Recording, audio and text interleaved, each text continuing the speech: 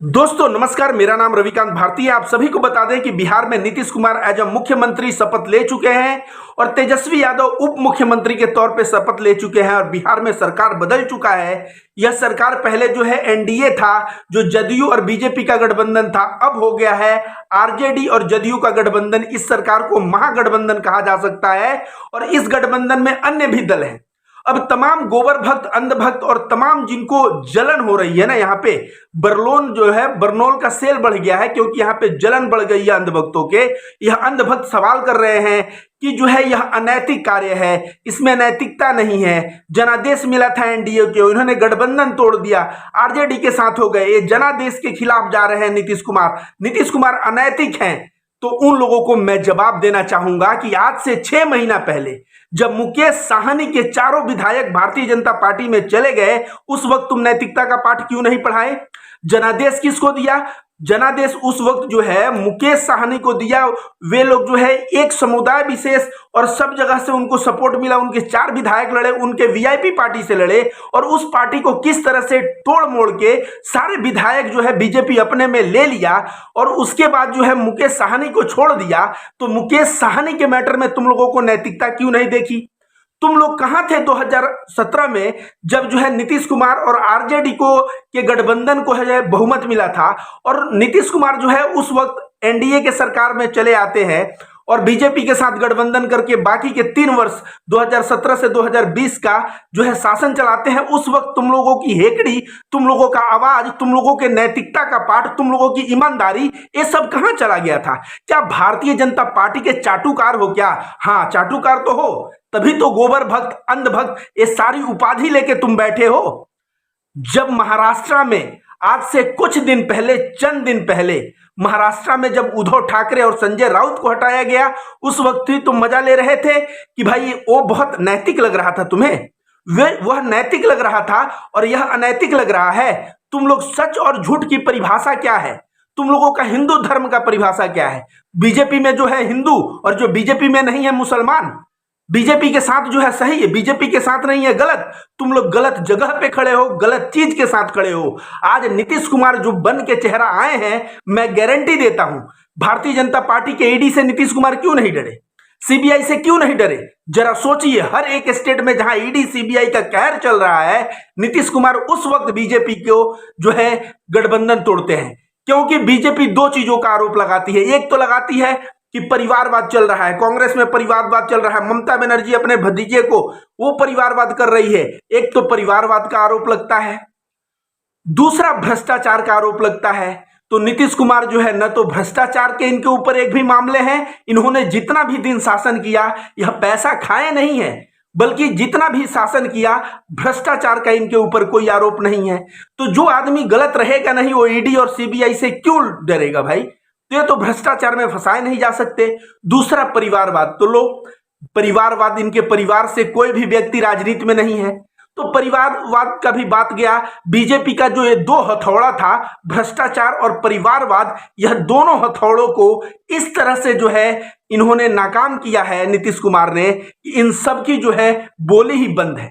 और नेपोटिज्म ये लोग जो बकते हैं कि बॉलीवुड में नेपोटिज्म, कांग्रेस में नेपोटिज्म, ममता बनर्जी नेपोटिज्म, तुमको उस वक्त नेपोटिज्म नहीं समझ में आता है जब भारतीय जनता पार्टी के भारतीय जनता पार्टी के नेता के बेटे जो है एमएलए के टिकट पाते हैं।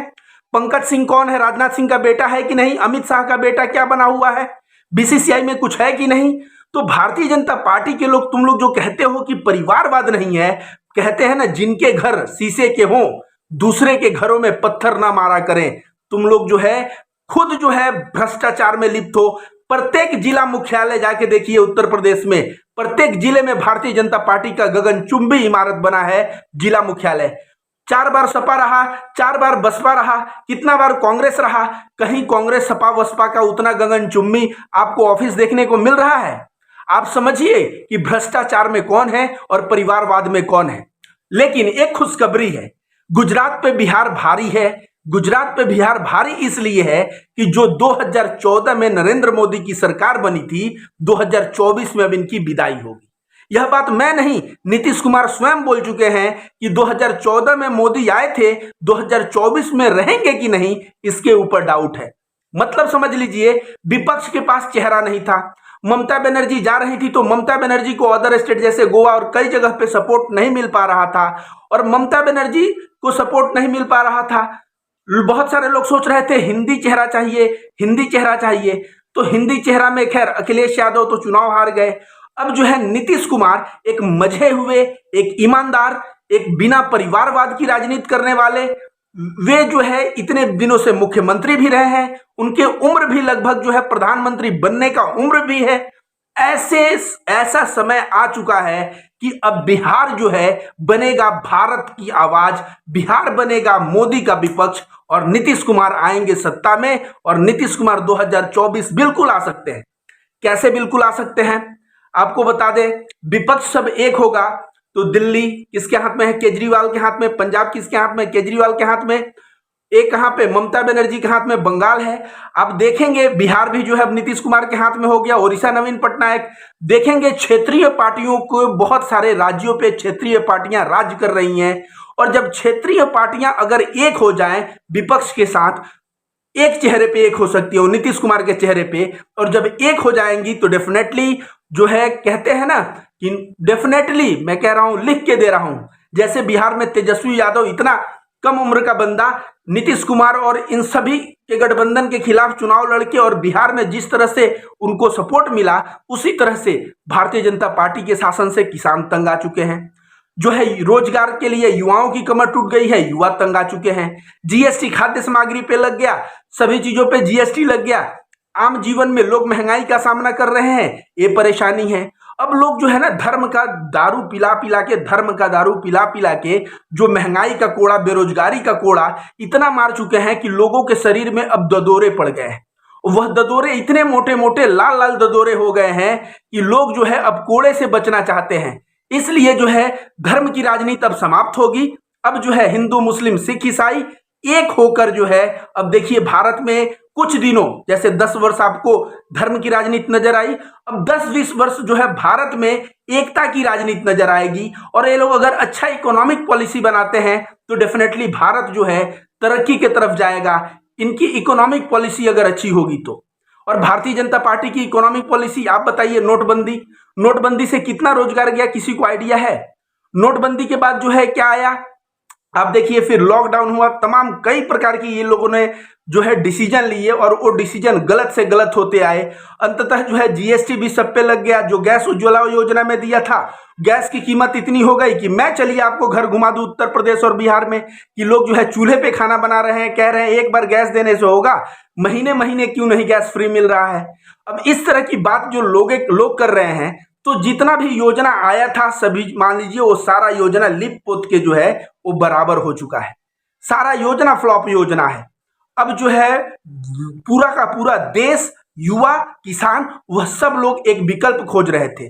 और जो ये भारतीय जनता पार्टी के लोग अंधभक्त, कुछ भी मोदी नहीं तो कौन, मोदी नहीं तो कौन, अब मैं ताल ठोक के बोलता हूं, मोदी नहीं तो नीतीश जो है जयप्रकाश नारायण आंदोलन से जो है ये जो है तब से पॉलिटिक्स में है।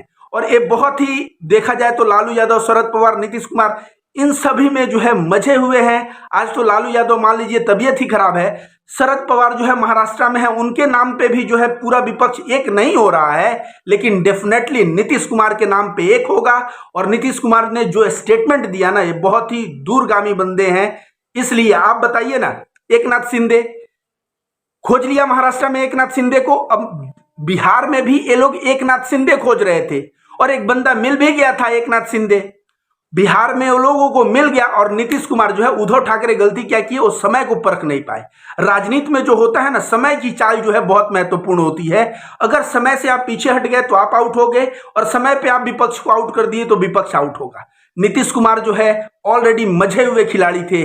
उन्होंने समझा कि ये लोग बिहार में एकनाथ शिंदे पैदा कर रहे हैं, एक ऐसी नैतिकता है।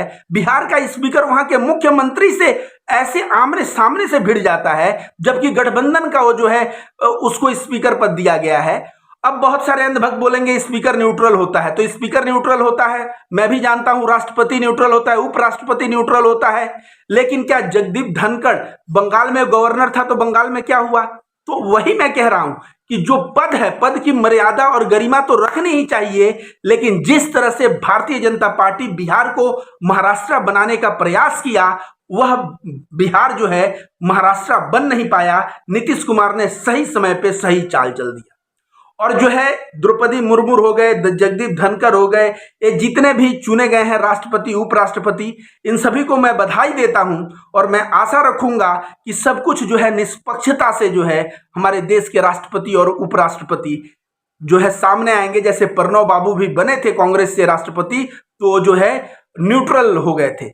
एनीवे, तो नीतीश कुमार के नाम पे जो है सहमति बन रही है। आप लोग समय का वेट करिए, इस बार जो है गुजरात पे बिहार भारी पड़ने वाला है।